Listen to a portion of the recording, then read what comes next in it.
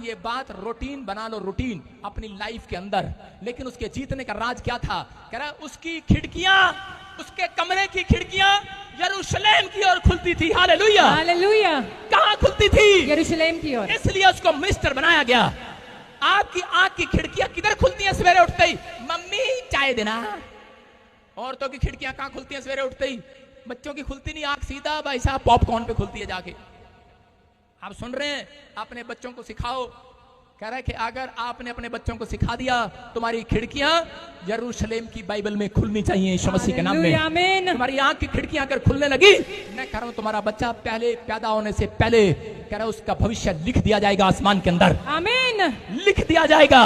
ये देश में तरक्की करेगा, ये इतिहास रचेगा। आमीन। कह रहा यूसुफ की जिंदगी में लिख दिया गया, पहले से 12 साल की उम्र में लिख दिया गया, 18 साल की उम्र में पता लग गया उसे। कह रहा है कि तू दुनिया के अंदर, कह रहा 11 तारे तुझे दंडवत करेंगे, तेरा पूला सीधा खड़ा रहेगा, बाकी के पूले गिर जाएंगे।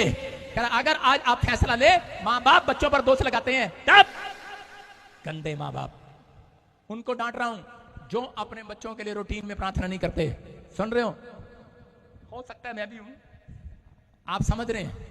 कह रहे कि वो रूटीन में प्रार्थना करो।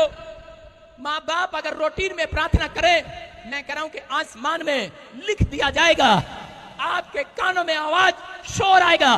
कह रहा इनके बच्चे जो बिजनेस खड़ा करेंगे कभी गिराया नहीं जाएगा, इनके पूले सीधे खड़े रहेंगे। आमीन। बाकियों के गिर जाएंगे लेकिन इनके पूले नहीं गिरेंगे।